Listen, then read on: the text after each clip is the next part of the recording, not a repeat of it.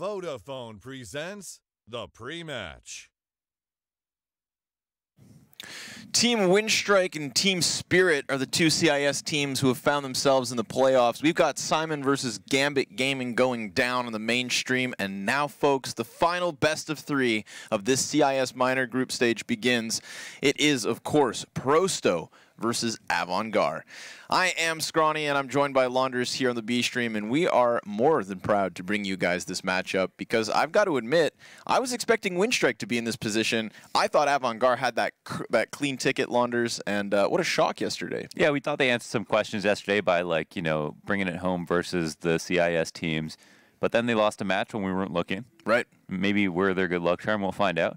But today I expect them to do quite well. I think maybe this is the end of the road for Prosto. They look good in spots, but overall, AVANGAR, a much better team. I think it's fair to say. Yeah, I mean, again, definitely. You have to come into this minor and definitely give them the credit of being one of the favorites. I thought that if ever there was going to be a shaky start for AVANGAR, you know, we had this conversation of CIS teams and domestic matchups creating upset potential, that it was going to happen maybe at the beginning of the group. You know, for them to ultimately fall to Windstrike, that to me comes from this standout performance and a bit of a surprising performance, excuse me, from Norbert. Like, there's a lot of under-the-radar, unexpected things that have managed to happen throughout the CIS minor already, and that was one of them. That's what's led us here today. Something else that's kind of unexpected was just the way AVANGAR were playing yesterday. You know, I always have my eyes drawn towards James. I'm always looking for those huge clutches, those big moments coming off of him, but it was much more of a team affair, and that's always nice to see, of course, from AVANGAR. However, yesterday versus that best of three against Windstrike, they picked up their opponent's map pick to start the series. You're thinking, great, 1-0, and they're moving on to their choice of cash, but it was from there onwards that they ended up losing. So there's still some question marks around AVANGAR at this point. However, Prosto, I would argue, in the exact same spot. They begin this game this morning versus Runtime, they lose their first map, and then they come swinging in the next two just to eliminate them then and there. So I'm not quite sure what we're going to have in store in terms of the map vetoes. I think that, you know, Dust 2 could play an integral part, so it's a good thing that we're transitioning right into said veto. Wow, perfect. Boom. Let's take a look at the maps. Oh my god, it's just so overwhelming. Let us take this all in. Train ban, nuke ban. Inferno pick, Dust 2 pick. There you have it. AVANGAR, they want some more of it. And I didn't blame them. You know, that's where Runtime were able to pick up the win over Prosto. Prosto bounced back just thereafter with cash, looking completely different. So if there's a weakness AVANGAR seemed to have sniffed out, considering their own strengths on the map as well, then they should be good to rock and roll. It's nice to see that the loss versus Windstrike on Dust 2 didn't shake AVANGAR to the core. Any chance that this goes to 3 maps? Personally, I just feel like AVANGAR are still a step above and beyond. Remember, you know, highest ranked team in the CIS minor coming into this series, or just event rather, excuse me. The performance we've seen from them at their attendance at, you know, ESL New York. They played then again at Epicenter, or excuse me, Chicago. All that's important is to say, of course, they've been just being bombarded with this experience and this higher caliber of stage. So that to me should easily transition into a 2-0 versus Prosto. I could see it happening. I feel like AVANGAR are just such a good team. Now we did see Prosto, Yakinder was amazing. Yakinder's just tearing it up. Yeah, he was almost, I think he hit a nice 1v3 to keep a map alive. He was hitting so many shots with this op. Avon was beating him in ADR on that last map. And there is, because it was Runtime, they're a glorified pug. Right. They picked up a sponsor because they qualified. And a few of them were hyper motivated because they qualified. Season Specific was a player that you thought was going to bounce back. And unfortunately for them, you know, they got eliminated last game after losing their match. But that's why it's kind of an asterisk to see that Prosto made it through. Either of those teams coming through, maybe not the biggest threat for AVANGAR, but because they lost versus Windstrike yesterday, I could say that they maybe fell asleep at the wheel, got too confident. And we saw in the Fitch interview that he did mention how they felt like a lot of teams were impressive and that the minors are getting harder than ever. But at the same time, he and his team feel confident, but it's like a measured confidence. Right, yes. It's once that overconfidence boils over is when, you know, mistakes can be made. You could argue that is exactly what happened to AVANGAR, like you just alluded to. They open up their group successfully. They pick up their opponent's map pick to start the BO3. You're thinking easy sailings to the finish line, you know, a couple of days off before playoffs, you know, pull the Ents, and yeah, not going to happen. So they're here back behind the wheel. They are working, of course, and personally, I'm not surprised to see Prosto here at this stage, however. Oh, an update on screen. 16-7. Simon do pick up the first map versus Gambit. That's wild. That's amazing. Yeah, honestly, wild. Gambit just don't look great. Gambit just don't look great. They should be so much better. Bondic did the interview with Stunna after their last match and told Stunna that they felt like they were a team that should not have to go through the minor, which is understood. You know, there's a team with players that have won a major. It's just such a step down, you know. It can be hard maybe to motivate yourself to do all of the dirty work just to get to a point where you feel like you already should be. Fine, but they still have to do it, right? They're here to play. And so I think they just put too much pressure on themselves, and maybe that's why they don't play well. I personally don't see the tactical depth that Blade might or should be bringing to the team, and to me that kind of shows us, I see why we're seeing results like this. Right, why the struggles may be there, the cracks in the armor. But returning to Prosto AVANGAR, to me it's no surprise Prosto are here because you do get these gatekeeper type teams at the CIS minor. You know, I've personally always felt like Spirit is definitely at the top of that list. Of the last 3 CIS minors, they qualify for the next stage out of the 2 of them. You know, the most previous not being the case. Or excuse me, two majors ago not being the case when Windstrike at the time QB Fire finally make that breakout performance. Now here we have Windstrike getting into playoffs. So, you know, there's always this neck and neck between these types of teams. And Prosto and Amiga, this is not their first showing at the CIS minor. Like, these are the classic teams in that you know, 8-team group of appearances that always seem to make a showing, and Prosto always seemed like that one step behind that final line, and this is a big decider matchup, and unfortunately for them, I feel like even they would be more confident if they were playing up versus Windstrike, a team that's shown us more shaky results and more question marks than someone like AVANGAR that prior to yesterday's best of 3, I would say are more regular in their victories. So if I'm Prosto, I think my hands are full, and I'm a little wary of this matchup, but it's all because you know some of these AVANGAR players can hit so damn hard, and yesterday was proof of that. You didn't need the big plays from Jane because you had Krizen stepping up. You know, you didn't get Kickert's 25 frags because you had Mr. Buster bopping heads. There was this depth to AVANGAR that has always scared me, and I've just mentioned 4 of the 5 without having to touch on a guy like Fitch. You know, this is a player who has experience with Gambit, who's been at a higher caliber of play before and still arguably held his own. So let's let these players speak for themselves, folks, and let's let the Betway odds give us one last reminder as to who the favorites are. 1.16 at the beginning of this best of 3 series. Let's see if the odds sway and whether or not AVANGAR fumble, because this best of 3 for elimination has begun. Those are definitely some very, very steep odds, but I think it's justified. I don't see a world where AVANGAR lose this, and if they do, it's going to be because of a volley of problems. Now, Fitch starts this one off strong, running down mid with his team. 3 instant USP kills, and that's just now all on Def. The Glock in his hand on the stairs, and a few CTs that are too far away. 4 frags for Fitch. What a USP round from him. That was amazing. That's because I didn't mention his name, you know, in stars too much before this match goes live. That's right. Then he comes swinging out with a 4K in the pistol. So good job. That's what you need. Big individual showings and an early shutdown versus Prosto on a map that could prove difficult for them. It is, of course, their choice in the end. So we'll see what depth they have for us. It's kind of annoying when you have the option on CT side to play passively if you'd like to, but running down mid is very strong as well. We see a lot of teams throwing the Molotov or the incendiary for the CTs down to the bottom of mid and then pushing behind it, and just the smoke makes it so hard to see from the steps. You have a high disadvantage when you're playing from the steps, seeing players coming down mid, and there's an op that can peek that has that you can use with a great CT spawn to have the advantage versus a T peeking down to mid. So there's a lot of great aggressive options for the CTs, even though there are also fantastic passive options on the map as well. So cool to see it being used on the pistol. I think that's a power move. Right? That's charge straight at them. Yeah, that's flex. Like, that's taking the last Kit Kat. Yeah, that's what I did. That's taking the last Kit Kat. I'm surprised how quickly we tore through those launders. Green rooms can be a deadly place for said suites. Taking a look at the stats here for AVANGAR's Inferno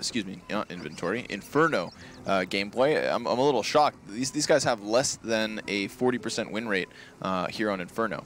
It's quite in the depths. It looks like 32%, something around those regards. So this is nice to see from Prosto. It's one of the teams that I wouldn't be surprised when we see these sorts of shakeups in their map choices. Yesterday, or the opening matchup, we had these two teams dueling off on Dust 2. Earlier then in the best of 3, Prosto go for a cash pick. Now we're jumping over to Inferno pick. So they'll dabble where they need to in order to find their footing.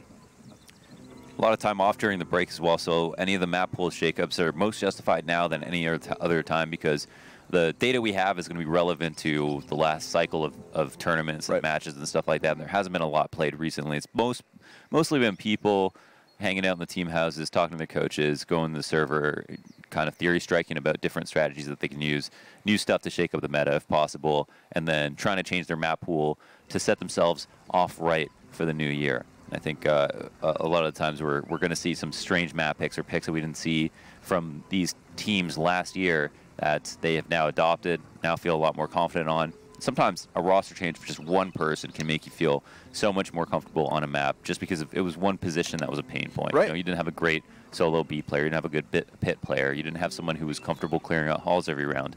Any of these things can change your game completely. And yeah. One player's huge. That's the exact point that Alex at Vitality was bringing up yesterday when Vitality secured their spot in the playoffs. He said, this is the reason our map pool shifted so swiftly is because, I now bring a whole new set of tools to this team. So you're spot on, Mohan. And we're back into the action. Quick little tech pause, nothing too serious. Followed up by a bye. Prosto, not going to invest much at all. We've got a couple of P250s, Glocks for 3, and some cautious footing after they dodge the initial flurry of grenades thrown forward from AVANGAR. The smokes follow suit, and the Ts sit within it, ready for it to fade so that they can put themselves on display, immediately taking damage off the scout. Nobody falling yet. Buster falling back as fast as he can, and in doing so, he's kept himself alive. The swap to the USP denies the knife. Get out of here, Fleric. What are you thinking? But Ivan, well, Ivan has snuck past him. We'll have the element of surprise for a moment, but a Glock makes it a little harder than it should have been. He's going to be followed up upon by Krizen, who'll get that kill sure enough, and not too heavy of a loss. Buster makes his money back with 3 frags on the round. Sometimes it can be easy if you take the alt route and you go run up alt and then take a left turn and then take a right at mid and then go up arch. That could be the path of least resistance. A lot of the times on some of these ecos, sometimes lane will be difficult because you'll have 2-tier defense with a player on lane and then a player in pit. But if you go arch, there's typically only one person there. And if you go up alt to start things off, you're not going to see anybody spawning all the way down mid. So very common on eco rounds are just strong defaults to start with alt before you work up to any kind of quick executes. But in that situation, AVANGAR were smart, played their angles, fell back when they needed to, and of course, hit their shots. Banana control once again for AVANGAR to try to push them into making a decision that they'd like to see. But AVANGAR have stayed here with 3 people for a long time now. So minute 20, and the rotations have decided to come out. 3 people evacuate B totally, leaving James to rotate back, and Krizen's now got a few targets. One has already made it into a pit, but Def has no idea that he's dropped. Oh. Kindred comes to join forces. That's the bomb carrier and AK wielder. Little head boost between Kickert and Buster. Oh man, this delay inside of the bomb site, that's just cost them this kill. Kinder's climbing on top of boxes, clearing corners. He had no teammate to go further and do it for him, not anticipating the boost up. So that at least equals the numbers here. A 3 versus 3, that's a slight edge taken back from Prosto. They already have the afterplant, and that in and of itself is a scary thought. It's also scary to see that Fleric waits patiently inside of the apps. And James, well, he may anticipate the walkout, but it looks like AVANGAR don't want anything to do with this. They're just trying to retreat, and even by getting an additional kill, they don't change their mind, Launders. They're gone. Yo, I like the save a lot. This is this is not something that we've seen so far at this minor. Saving in a situation where it's 3v3, half the time's left on the bomb, and they're in position to retake the site. Most of the time, teams have gone for these kinds of retakes, but they didn't feel comfortable doing it. And even though they got that kill with a nice boost on Arch and they had some information, it's a hard site to retake. Almost every single time you'll lose. And here's a situation where they thought, okay, we can recycle our guns. And they even find a kill on their way out, which is nice. So AVANGAR take their small lead, save their guns, and we'll try again. But overall, it was a decent site take. And just as I kind of harped on for a moment, they made a quick change of guard with James leaving A completely and 3 people from B coming back to A.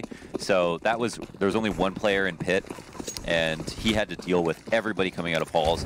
And if Prosto took any more time than that, then that play would have been a lot less effective. So AVANGAR maybe just spent a little bit too much time making sure Banana was safe when it pretty much clearly was. Whoa.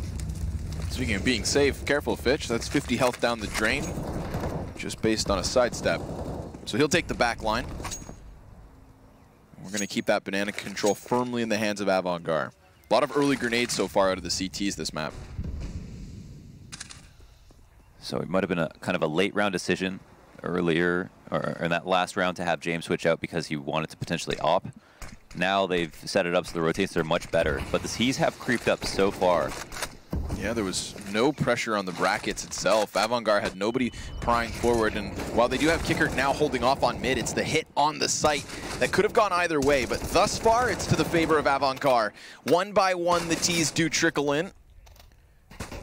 And one by one, they've tumbled other than Kenzor, who's heavily tagged. There was smokes in both directions, so Flaric's going to come try and join him, but they don't have the bomb. They don't have the bomb site, and nor do they have numbers. The only thing they have going for them is the fact that 3 of the 4 AVANGAR players are incredibly low on health. It's not going to take too much damage. This Galil shouldn't be too much of a downgrade. There is still that Molotov on Kenzor, but he's not going to throw it out. It's off of his teammate's flash that he tries to push past the door, and at that point is cut down. Flaric should follow suit. I mean, there's just way too many players all around him, so it's no surprise to see AVANGAR grab this round. Excellently done by Buster. 3 frags on a solid A hold. That was nice. They had a solid setup. There's 4 players there, so they had so many tiers of defense, and everybody, and they only needed James on B to hold it down by himself. So the rotate was a lot earlier this round.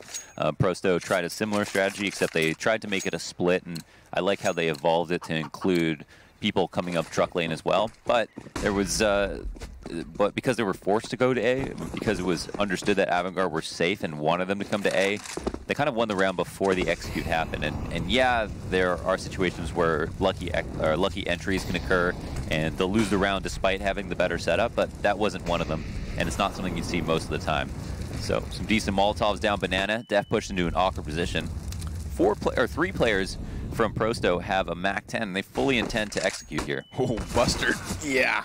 Jumps over the wall and sees way too many heads for him to be comfortable. Can't even sprint back fast enough to keep himself alive. But luckily, Kicker spam through smoke does substantial damage. He is going to rotate back around the coffins.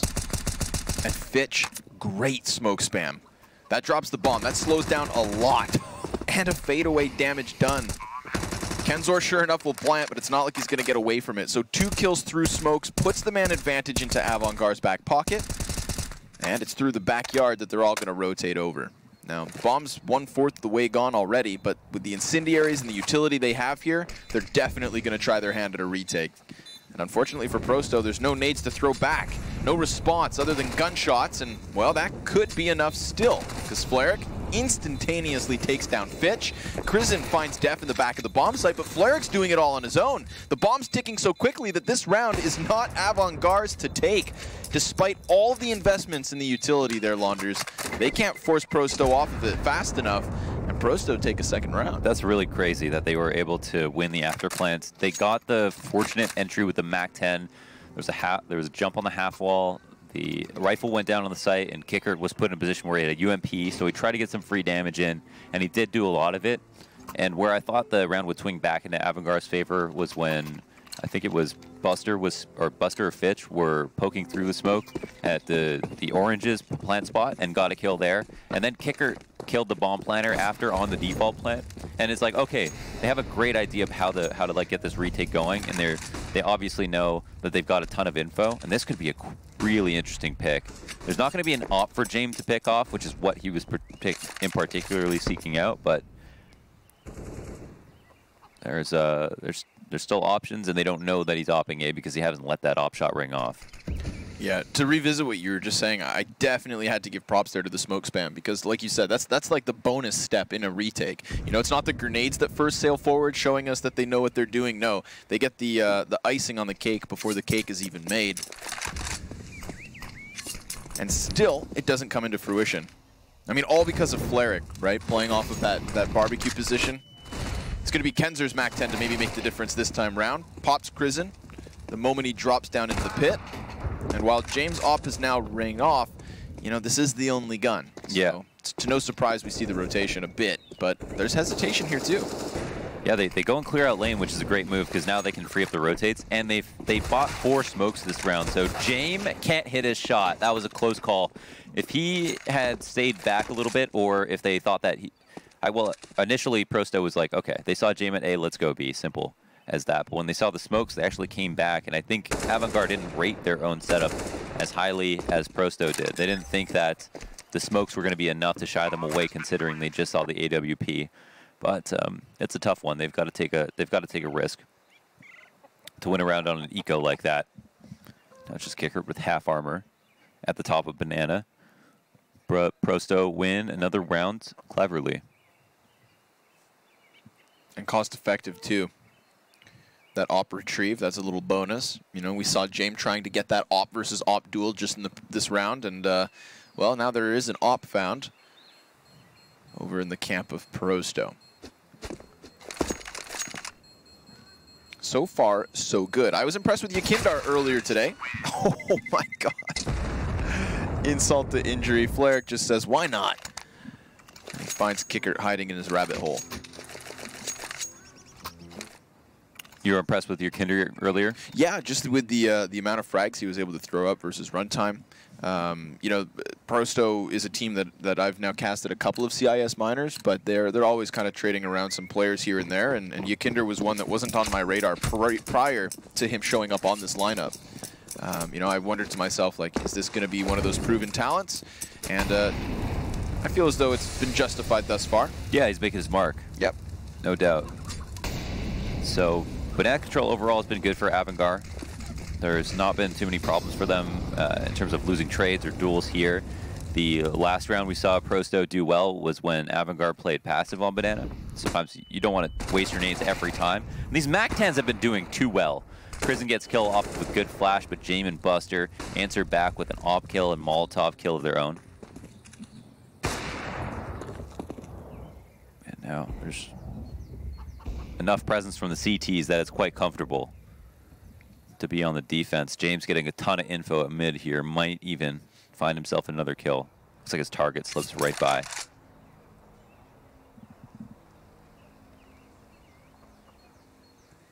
Silent walk up. You know, these are the kinds of moments where you can't have even a momentary lapse of focus. And the flashbang gives that 1 second warning. Smokes each way. Kicker deleted the moment he tries to peek off at the oranges. Luckily, Buster, this is the 3rd player here. He was the one that responded with the smoke grenade over the shoulder of Fitch and quickly rotates towards Coffin to try and punch his way through. But a 1 versus 1 with Fleric already having 3 kills. James does not hesitate, and that's to his demise. Blasted back by Fleric. Again, he'll seal a round with the final frag. You know, it's not easy to win a 1v1 versus James. That's something that we've learned. Yeah. And it seemed like he understood what Fleric was going to try to do there, but maybe didn't call that he'd get off the bomb so quickly. That was a really nice play by him. A round that Prosto, once again, didn't seem like they were going to win whatsoever. Even though the first kill came out for them, AVANGAR answered back with 2, pushed them into Banana, had James out at mid, peeking all the way down to the stairs, and AVANGAR had the rotates out. They pretty much had everything going for them. Yep. But Prosto, one thing they've done really well is get these crazy entries. Even that on that round, although it had a minimal impact, the first kill was a MAC-10 in halls off of a good flash as well. if they can manufacture some of the more of these entries, they can get free rounds on Inferno, because we know that AVANGAR are willing to save if they lose a player too quickly on a site, and also it's a map that's just so hard to retake on sites. Like that's just going to be a feature of the map that's never going to change. So we're back on pistols here. AVANGAR playing a standard default with the pistols. Kicker. Ooh. Wow. And another. Holy smokes. Sometimes Kicker does what Kicker does best, and that's just let things get loose. Flies forward off the Deeg. The only man with Kevlar as well. So, you know, if anyone was going to open up this round, the likelihood fell on Kicker.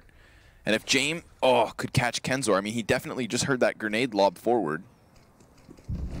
Doesn't have the weapon read for this, but does have the positioning and that element of surprise. However, after that smoke's been thrown out, it is Kenzor to try and run as quickly as he can towards the B site, but because of this push from James, it just confirms AVANGAR's assumption here that the B site is in question. So, sure, the weaponry's not here to work for them, counter grenades non-existent, but the numbers game, the 4 versus 2, with one player sitting back in Banana, there's a chance. Bomb's been dropped and Kenzor's trying to pick up the pieces. Yakindar knows the flank is here right behind him, and that kill was crucial. Last few bullets in the MAC-10's mag. And this, of course, now known. James on the flank. He sees an AK. I don't know. Can he jump and get that? No, it's a little bit too far. And he'll just have to fall back. I don't know if there's a gun that he knows he can find, or if he's just planning to try to sneakily grab an exit. It seems like he's a man on a mission at the moment, so yeah, it looks like, okay, there we go. You know, I had this criticism of James at Epicenter when we first kind of saw him start playing at times. There's a lot of moments where James is always the last player alive.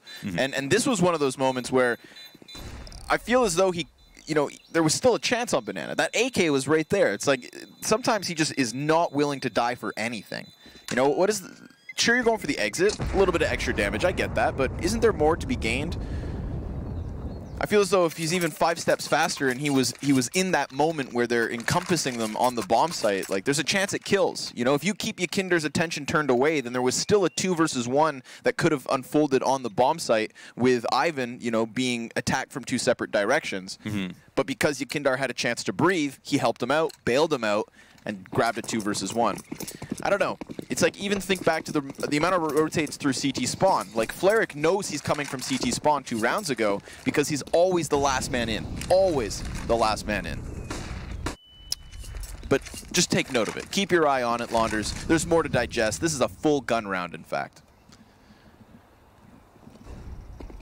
Yeah, I would have to ask, like, why do you think he wants to stay alive? But that's a nice spam. That's a nice spam from Fitch. I just think he's a bit of a baiter. Okay. to be fair. I mean, he's a great clutch player, which does make sense in the end. But, you know, it's a fine line. Very fine line. And a fine wallbang, like you said, to start off the round. That was Fitch getting the first job done.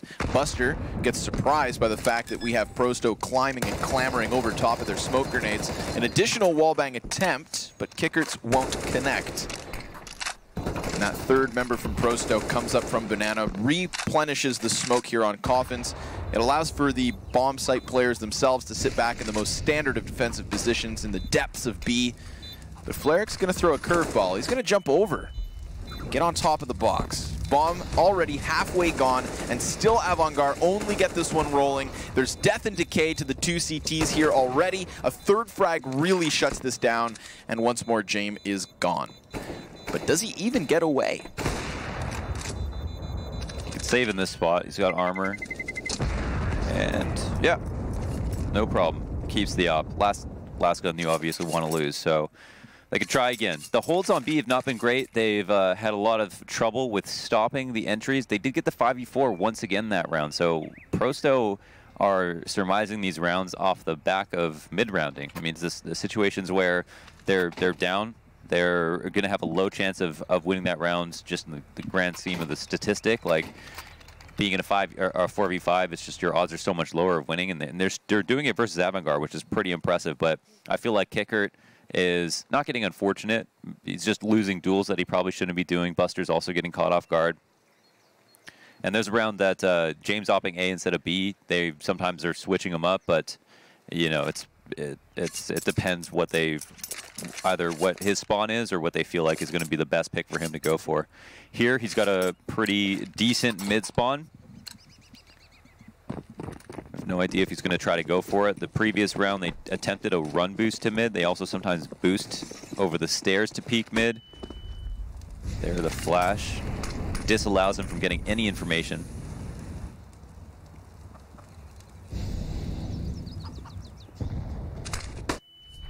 Ooh. That's a face full of flashbang. And a rotate going on in spawn.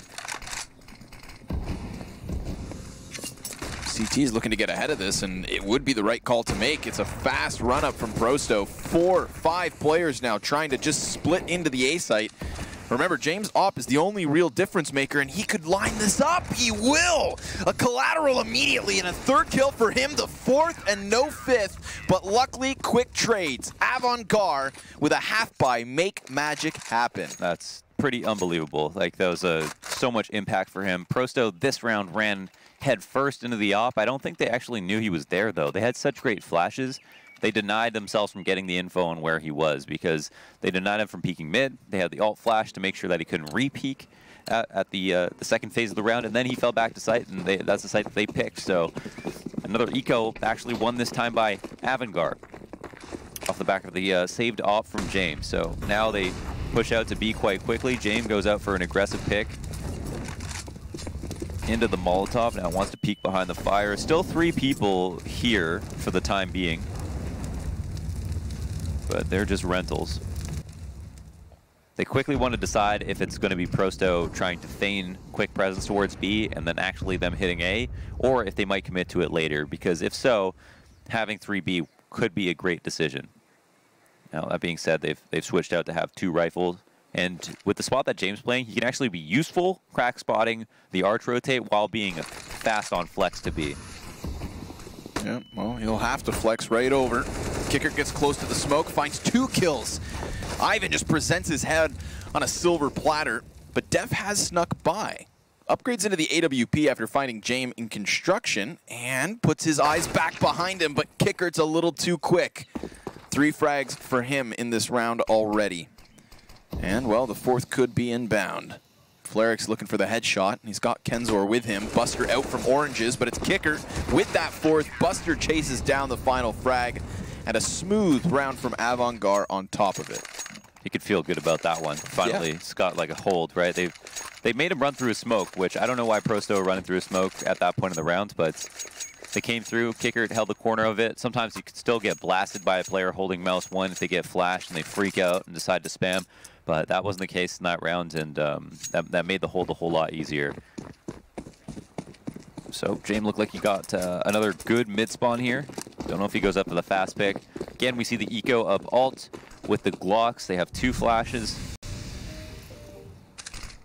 The ideal situation is you find the op and you flash rush the op to not only get an op, but to try to kill a player who's most likely going to be himself. Insta-dink.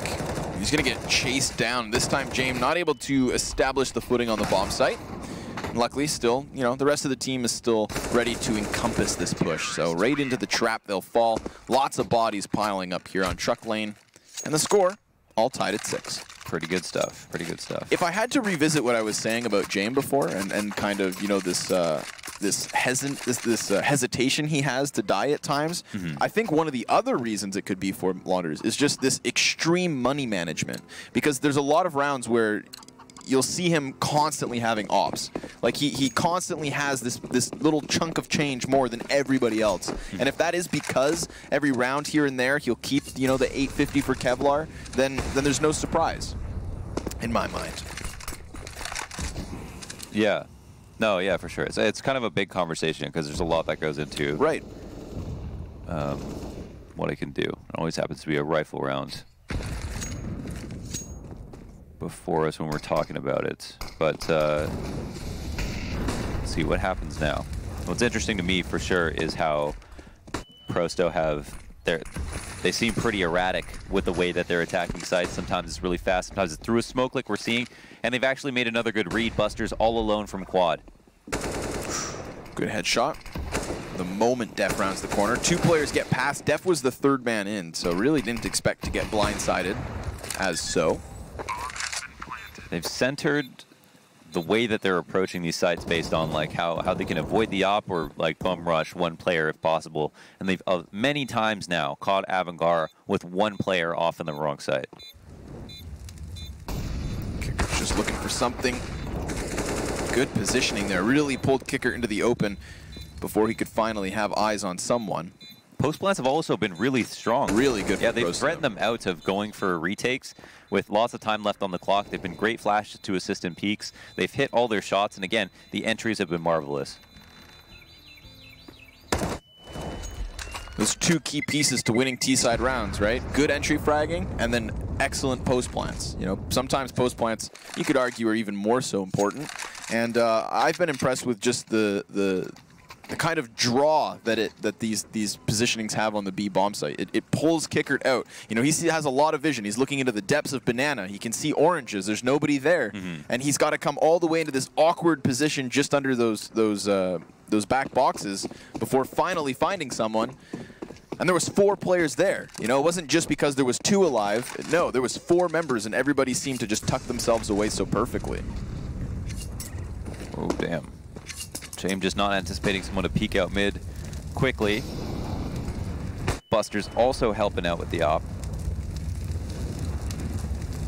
This is kind of a new look. So now if AVANGAR make a mistake on the rotations, or Pro100 get the better of them, or outsmart them, well, they're still going to at minimum run into 1 op. So that could be a good adjustment for AVANGAR in this situation, because Pro100 have been playing like kind of wild. It's not super conventional CS, but it's interesting because it's been working really well versus AVANGAR.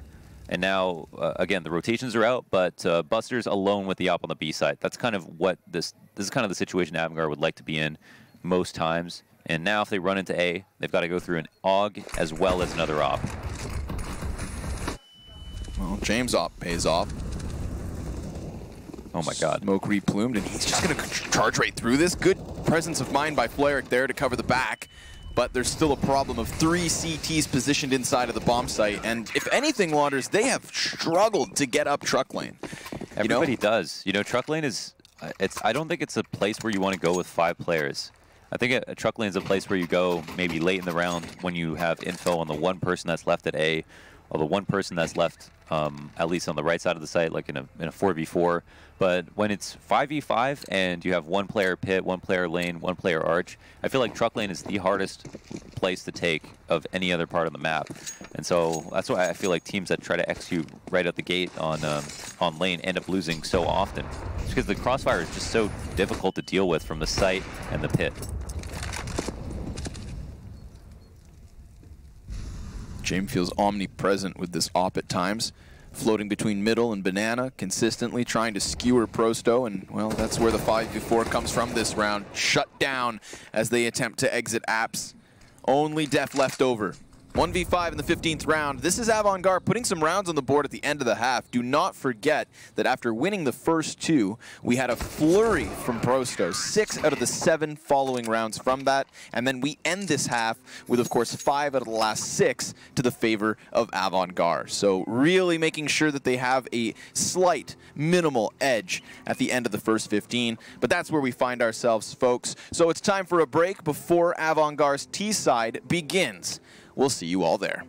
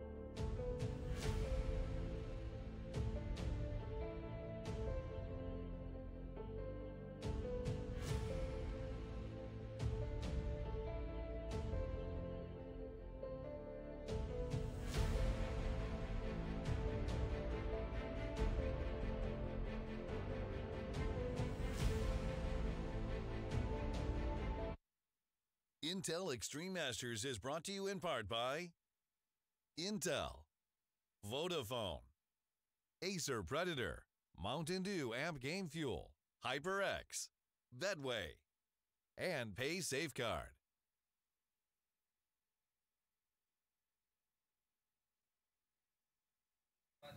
A flurry of rounds at the end of the first half puts AVANGAR back on the map, but only with a minimal lead. And so, folks, the second pistol is upon us. Launders, it's a little mind-boggling to me that when we look at the kill count here, 14 frags, 12 and 12 for Kickert, Bustard, Kriz, and Fitch, and yet that team only has a 1-point lead. It's kind of crazy, yeah. And if you look at the game, there were so many rounds, it feels like AVANGAR could have won potentially. But again, it was just a couple of super important entries that Prosto hit that forced AVANGAR to not only save, but then to follow up and have to eco after winning the next round. And so there was a lot of economic turmoil that Prosto put AVANGAR through that resulted in them being able to pull back after losing the first 2 rounds. All of these things have kind of amassed in them having a pretty decent scoreline, considering they're the underdogs. Yeah, most certainly so. But holy Ivan. He's going to pop a couple heads off the CZ. Luckily for AVANGAR, they get... Oh my god, that's insane. I take back the word luckily. Yeah, Kinder, that is the definition of luck. Just rails the bomb planter, and Krizen finds himself in a 1v3 pistol round clutch. That was perfect. Like right for the oranges plant, but just in the headshot as well. Wow, and Krizen sneaks away. This is kind of awkward. It might be a situation where Fleric is like, yeah, I'm watching the middle of the site. There's no way he crosses back. Krizen, however, just wants some. I don't know if he's worried about people playing far back on Banana, but he thinks he's going to be able to get this one for free. He has another thing coming, however. Kinder is right there. Yeah, I'm not surprised by Krizen's decisions there. He's thinking maybe he's already been flanked. Ejecting down mid would take so long to clear, you know, so he attempts the B hit and just wants the money, Launders. That was a very selfless decision that still didn't work out. Yeah, sometimes the money can be huge. Now, for Prosto, they realized because there was no bomb plant, they can focus here on majority SMGs. Also, can just be off the tendency of a team. A lot of teams are buying in the second round, even though you only have to save 1, which is kind of interesting, but we can see the value sometimes. Now, the MP9s will be huge. Not having any aggressive plays come out. It's just very passive up on Banana. Kind of like to see aggression on CT side on the second round, just because the rotates are so important. If 2 players died in B right now, you'd have a USP rotate first. Maybe that USP is the first to hit the dirt. Kindar's pressured slightly, but the smoke alleviates some of his issues. However, those problems then become the ones of Def and Fleric. But they're posted and roosted up on the balcony, so easy pickings off the MP9. That right there is the cash cow. We've got money for days. Yeah, they took them a lot on that round, so that's a nice pickup for them. They will happily upgrade that 1 MP9, as well as your Kinder, who didn't invest anything. So he can buy his op and not have to worry about dropping a weapon. Although he could have dropped one to his team. I personally would never buy just a USP in a match versus another pro team, where it's very common to lose eco rounds. You know, he could take that 3K and then the loss bonus in the next round be the only person who could buy. But if he had an MP9 and he got 1 kill, he'd basically make his money back. You know, if he got 2 kills, he'd make his money back. And it'd be a lot safer for his team, I feel like, to make sure they had that. But here he's got, you know, the full utility belt and op and armor. Cleric's also got a kill. And, oh, and Avid's going to take Buster right out of the equation. But, James, oh man, get denied. Holy smokes. Ivan just flies straight down Banana, pops some noggins off the MP9, upgrades into the AK, adds insult to injury, and leaves AVANGAR strapped in their first gun round. 2 players up versus a full-fledged Prosto. Wow. We just walked in their front door, ate all the porridge. Oh. And as you mentioned, this isn't a strong map for AVANGAR, statistically speaking. Right. We haven't done like a qualitative analysis of like how many good teams they've played and all of that, or if it's something that they still are fine playing it now because of, again, the break that we talked about. But we can see that they are having iffy results, even round by round. But we'll see. Tactical timeout called for AVANGAR. That's a pretty rough way to start. Surprised to see James get caught off guard so badly there. For us, the smoke was basically gone. You know, we've seen crazier smoke shots on Banana, but I think maybe he was so focused on his screen and not looking at the mini map, which would have shown the other player for sure. Whereas Aven, I think, was fully aware that he was in the corner and was maybe a little bit more prepared to hit that shot. I'm not sure.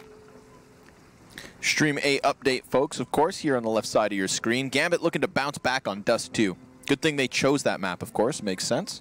Could push that to a third mapper, which makes it extra interesting. Extrasing.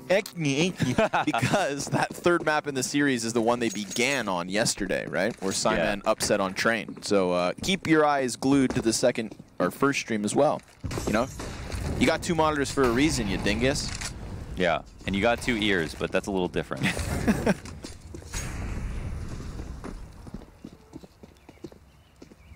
That's why I wish we were like iguanas or chameleons and we could have our eyes go in different directions. Yeah. You know how useful that would be? To process, you can watch 2 things at the same time. Yeah. Can you focus on them, though? Well, I don't know. Probably not that much. Ask an iguana. We got another problem. Now we got to teach iguanas English. The problems stack up more so than the ones facing AVANGAR. Yeah. Sorry, you just piqued my interest. All right. Do they actually have like 2 brains or something? Because the way that humans work, we can only focus on one thing at a time. And we've got a hyper thread. They must be able to process it just the same as looking at the same thing. It must be. They've got millennial to be good, millions of years to get good at it. Just a bunch of millennials. Just a bunch of millennial iguanas.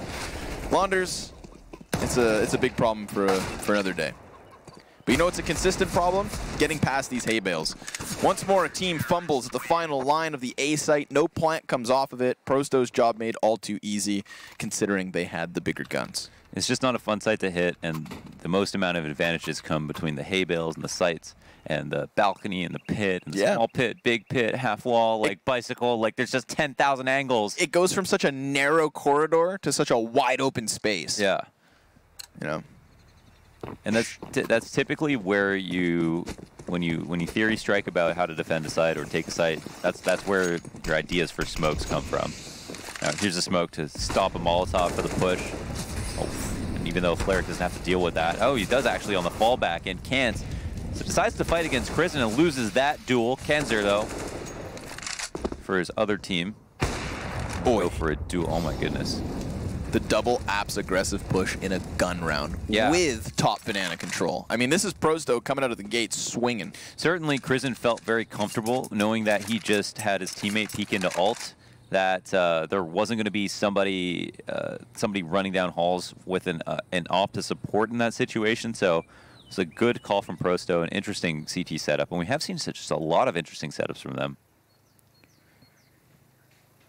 Very unique CS, I want to say. I feel like you can definitely tell this is their map choice. Oh my god. But probably not their choice to just get busted wide open. Hold up, though. So Buster has the site completely, and I don't know how much information James has. He's going to hear that. Yeah, so he hears the rotate. You can see him look. And just from that alone, Buster can now try to catch a spot. Def is walking up to clear this. I want to know if he gets this kill, though. Def is really taking his time. And oh my god, the angle is just a bit too good. 2v4, and Buster gets 3. James circumvents the defense, gets the bomb planted on the other site, and leaves Yakinder scratching his head in CT spawn. 3 kills, 1 HP left over. Yakinder comes to A to save and goes, oh, wait, no. Wrong call, my friend. Nothing's safe. But good patience from James. Good little bit of teamwork there between him and Buster. Yeah. But obviously it boils down to Buster doing what he did on B. That's really nasty. And he has to get 2 incredible kills, but that's the only way you're going to win a 2v4 in the first place. So they had that little bit of magic happened. I think the repositioning from Buster was straight genius, too. Yeah. It was such a strange spot for the one person there to be in after the fact. So, yeah, continued to be cerebral until the final moments of the round. Really cool stuff. 2 rounds of difference here as AVANGAR try to claw their way back into the game. And Prosto have a solid buy, though, to follow up after that pretty demeaning loss. They've got an AUG, they've got the op back on your Kinder. Bottom Banana Control on the Ducket. Kicker behind Molotov. Tries to get some info, but there isn't much to be gained. However, Jame kicks things off with an opening op pick on Kinder. I feel like we never saw that T versus CT op duel in the first 15 rounds, but you know, now Jame being on the T side, he's going to be looking for it. Yeah, Jame was like ready to fight all those CT rounds. He was pushing down into alt. He was doing crazy aggressive things, all half, especially at mid. But there was never a T at the bottom of the stairs, as you're saying, to fight him back. Felt like Prosto did a really good job of just simply avoiding him. Yeah. Not the case here in round 21. But it's the mid push, so it seems, coming out of AVANGAR. A little flash may reveal their presence. Fleric takes a more aggressive stance out of the pit. He gets a kill, and then Def comes in for that second punch.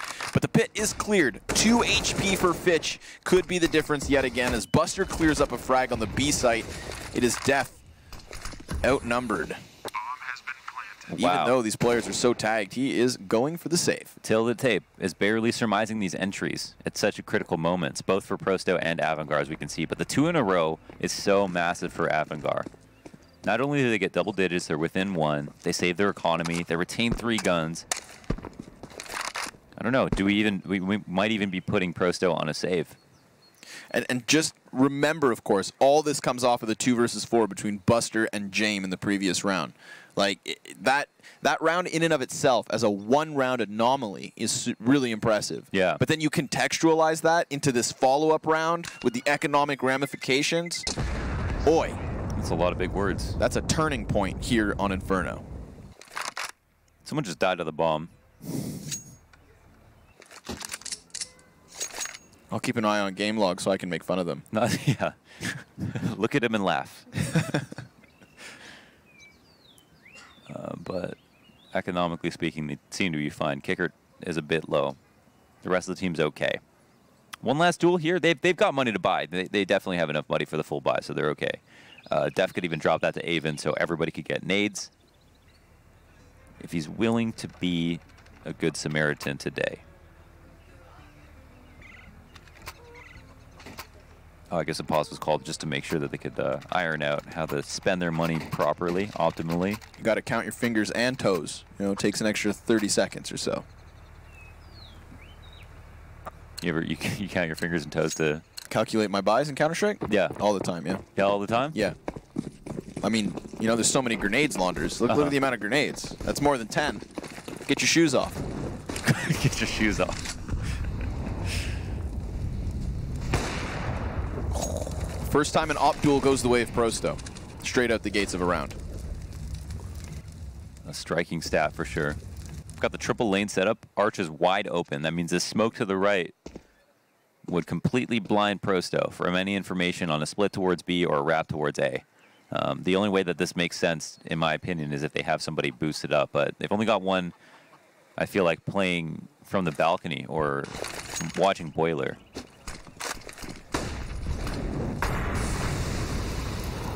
Smoke's not going to deter them. They charge right in. There's a lot of bodies trying to hit this B site, but Ivan turning bodies into corpses. And then the crossfire for Kenzor. That should be good for 2, but he can't nail the headshot, so Buster's got a chance. He's most certainly outnumbered and already tagged with less than half his health and 45 seconds on the clock. It's not a very comfortable spot to be in. But we've seen some pretty gnarly stuff from him this half already. Fake plant, no peek. Definitely going to call for the rotator to come over. Fleric is inbound. Follow up, again, a fake. Oof. Once again, a situation where Banana's actually totally clear. Good on Buster for holding on to the smoke for so long. Third time, not the charm, but it does get him an opening kill. Now, Def, does he swing wide off of this? Ooh. No.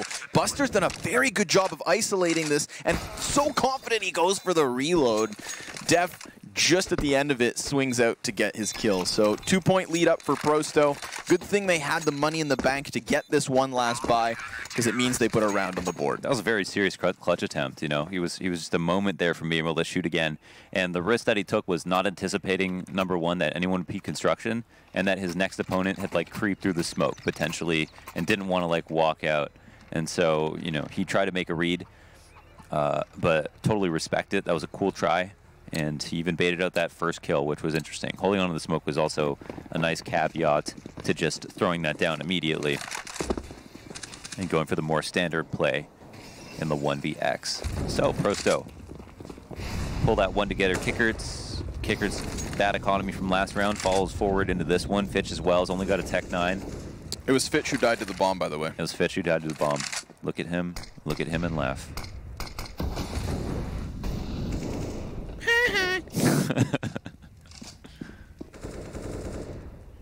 Gets a Tech 9 and a smoke and some armor.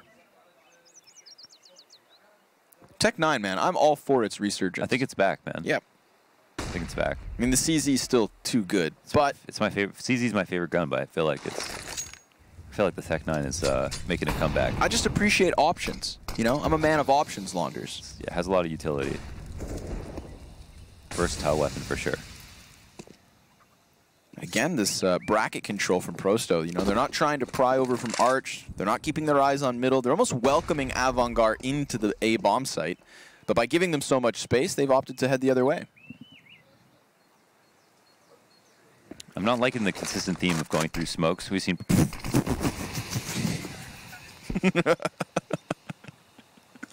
Whoops. I mean, is that his fault? Like, what is that? It's another smoke push, or not nearly. Buster through the gap. It's an instantaneous headshot versus Ivan Kenzor. Oh, goddamn. He almost gets himself 4. Regardless, Yukinder rotates over with such minimal health, 21 HP combined for the remaining AVANGAR members. They'll take their plant, and they are outnumbered, out-HP'd. And that utility could be deadly. No guns to find. Fitch can't throw kicker at anything. Oh, he's actually found an M4. Okay. They've got some weapons. Oh, they've got a kill too. That's big. Now they can reposition themselves. They've gotten the tail end of the caboose. The other two are coming in from construction, and now they're Molotov'd off. They have the HP to run through it or the smoke to extinguish flames. But they're not getting this one moving fast enough. Fleric going to be delayed, comes out a little late. Def, he could still strike from behind, but there's such little time, and he can't get second kills. The kit's there. He's on the bomb. The run-up for Fitch should be good. It gets him off of it, which is enough to take the round. Down to the wire. AVANGAR make it happen, and they'll cut the lead to just 1. Well played, dude. Well played from AVANGAR, from Kickert in that situation. Took the risks he needed to take. Took all the aggressive angles. They made it. They made all their fights, or they allowed themselves to take fights where they could like reliably or potentially win with only 10 HP. They had nothing. They had nothing there. So that was pretty fantastic. We've seen a lot of great post plants from both teams, and we've seen a lot of great entries from both teams. Now there, we also saw a great B hold from Kenzor. Yeah. So sad that didn't work out for him, because he not only did the 3 kills, he did a ton of damage to the last guy as well. And that guy ended up winning the round for AVANGAR. And now we're just going to go straight into the quick clash. They fly down Banana, and it's AVANGAR to come out on top of it. Where is this noob tube? The auto shotty on Def. The B bomb site. Could be good. Oh. Nasty. That's Yukinder's starting to fire off in these op duels here on the CT side, Launders. That's the second time he's picked up the kill versus Jame. Jame wanted the fight, and now he's got it. Big old face full of fight.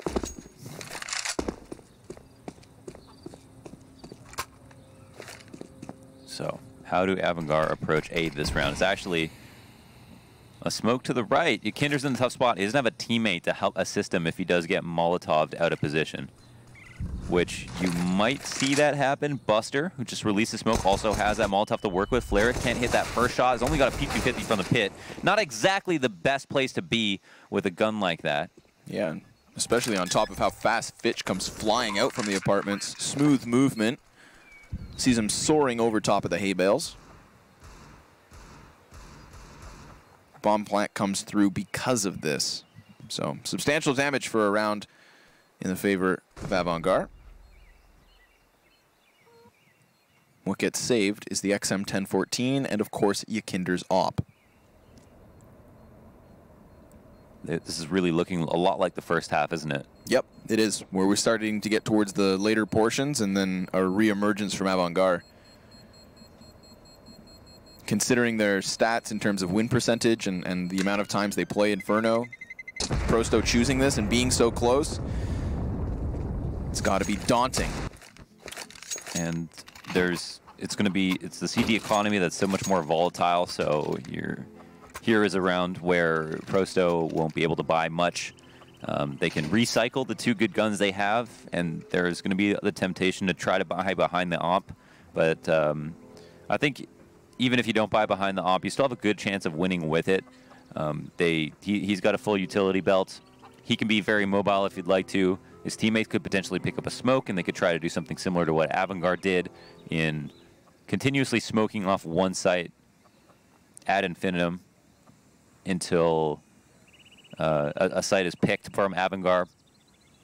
But if I'm AVANGAR, all I do is identify the op, try to get to the other site faster than the op can rotate, and then we know, at least if they know that it's going to be an eco, but apart from that, it'll be an easy site to take. We'll see how it gets kicked off. Yeah, Yakinder looked like he had a pretty decent spawn. Run boost at mid for the pick. Goes out quite quickly, but the flash was too good. That thing lasted so long. I mean, the pick was amazing. Would have loved to see how that worked, but now the op's not even in a retrievable spot, unless you're a T. Whoop. Wow. And it's gone. That's Big Brother playing keep away. Oh, it falls back. That's that fantastic source physics that we paid for. Oh, actually, game's free to play. free amazing source physics, folks. I want to see that auto shotty do something, Launders. God, I really wanted to see that pick work out. I mean, it was smooth. It was so obvious what Prosto were doing right away. Yeah, it was thick. It was a big portion of their game plan. And he had all the placement. Sure enough, he anticipated somebody flying down into the tunnel, and that's where the head was. But a fun fact about Inferno is it's one of the only maps where none of the ground is even. There are small portions where you do have flat textures, but for the most part, you can't run boost. So, oh, wow, this is getting a little bit crazy. Those B shots go off. As long as there's no headshots, should be good. But since they had that part of the map figured out, they knew where you should stop, and then they could run downhill for a second. That's fine. But if you can't run boost all the way across mid. If as soon as you the player below you goes onto ground that dips, then you'll just get stuck and the guy on top will fall off. Right. What's nice about, what that point is too, is that run boost, particularly there, the person that you're running on doesn't have to crouch for you to get on their head. Yeah, exactly. Right? So there's no stop, pause, jump, and run. It's simply jump onto my head and we're both gonna go. So it really kind of, adds into the pace of which you can throw a strategy like that. So I wonder if you get any movement bonus from running on top of someone's head who is crouch walks. So if someone run and jumps onto your head, and then the person is ready crouch walking, and then the other person jumps, do you get like a little slingshot effect? A small one, like lesser? I don't know. That might be interesting to learn. 3 clicks, Philip. Where are you? Yeah, ping him on Reddit. Nige, you're the movement master, Launders. I would be testing this right now. But you got a job to do. So does AVANGAR. With that 1-point lead, they need to make sure this T side does not fall out from beneath them. And we're back in with the full buys on each side. Nice grenade, little chip damage. Buster loses 1/5.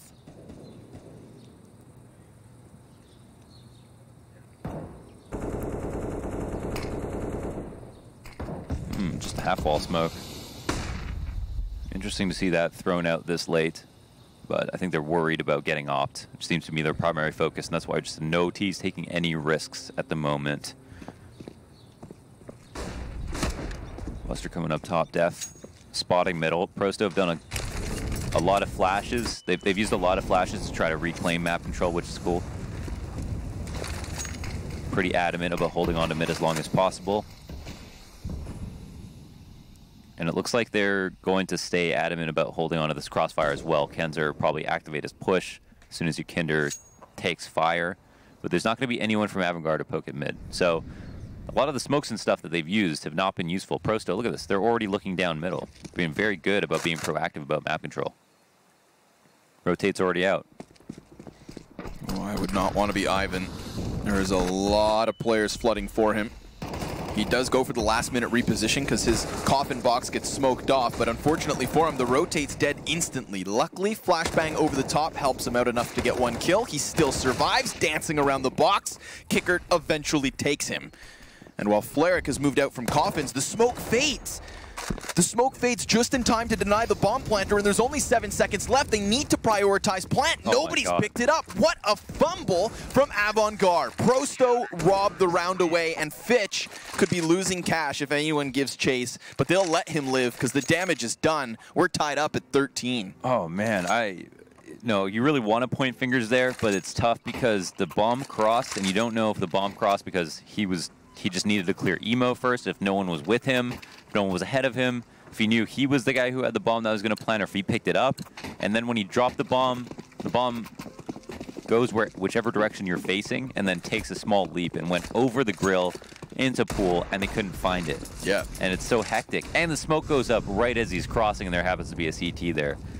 There's so many variables, it's really hard to say that someone really messed up. I mean, potentially the thing that went most wrong was that they took so long to execute, and that's the reason why you don't want to execute when the time's red. But do you think a part of that slow execute comes from the fact that they smoked off the half wall so late too? That was a kind of a strange one. There's still a minute up, and oh my god, just as we're talking about that, Ivan immediately goes down in B. So just to... Man. You know, Ivan was alone on B in the last round, but he was over safely tucked away behind coffins, rotates on the execute, and this time he's so much more aggressive. Yeah, so I think they went through a smoke. So, you know, Ivan's like, all right, let's got 15 seconds before I can think about falling back. And that is the value. Liquid do this a lot too, where they'll, now if a team wants to play 4A, they try to make it so that you can never be safe even getting information playing Banana by yourself, which there's usually a lot of safe ways to do it. Jump spotting the half wall, opping from car, having bottom B smoked, but flashing through those smokes sometimes can totally mess you up, and there's a situation where it does.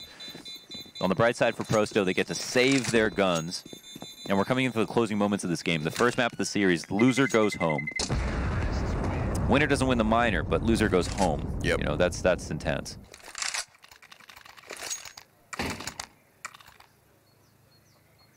And this is a map that AVANGAR will probably be the weakest on of the three. So Prosto looking for a victory here. Started out strong. Man, that really puts the pressure on in these last few seconds. You know, when you get from round 25 to round 30, money means the world. And to be reset again, something that already set them back just 4 rounds prior. If they have anything going for them, Mohan, it's that early grenade damage. But it's not going to slow down AVANGAR at all. They're already trying to pry up through middle where there's a basic crossfire set. Yukinder and Def could go for it, but it's going to fall into Kenzor, and he's in the corner, finally reveals himself with the instant kill, but the MP9 at this range, the damage is substantial. It's enough to allow Def to pick up the pieces because, of course, the bomb falls in his lap, as if it could go any better. But the smokes go down, and the grenade's going to hit James most certainly. He wanted to try and kill Kickert, who had only 4 health left. But this is a 3v3 mid-round with an advantage in HP to the favor of the CTs.